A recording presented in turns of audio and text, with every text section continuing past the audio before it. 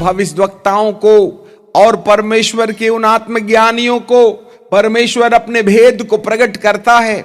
और इसी सत्य को प्रकट करने के लिए तो परमेश्वर स्वयं देह बन करके इस धरती पर आने का एक रास्ते का चुनाव करते हैं। हमें एक बालक दिया गया, हमें एक पुरुष के रूप में जन्माया, निर्दोष और निष्कलंक अवतार दिया गया, जिसके द्वारा वह अदृश्य संसार की सत्यता को दृश्य संसार में प्रकट कर देवे।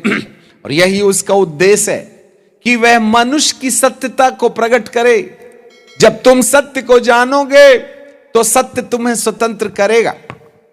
यही सत्य जानना हर देश के लोगों की और हर जाति के लोगों की जरूरत है। जी हां, सो यहां पर बाइबल का परमेश्वर मनुष्य के बारे में बताता है कि आत्मा का शरीर से निकल जाना यदि हो गया तो यह मट्टी पर मिल जाता है।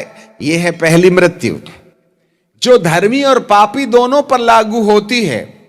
परंतु आपको जानकारी मिले, जिस बालक को धरती पर निष्कलंक अवतार बना के लाया गया, वह भी दो दुनिया को अपने अंदर रखता है, भौतिक दुनिया और आत्मिक दुनिया।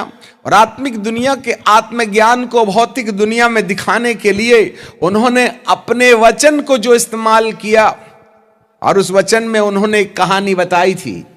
और वो कहानी ये थी कि धनवान नाम का एक व्यक्ति था जो पापमयी जिंदगी जी रहा था, और लाजर नाम का एक दूसरा व्यक्ति था जो भिखारी गरीब, परंतु वह धर्म ज्ञानी था, वह सत्य ज्ञानी था, वह सत्य की खोज में था। शास्त्र में लिखा है दोनों की मृत्यु हो जाती है।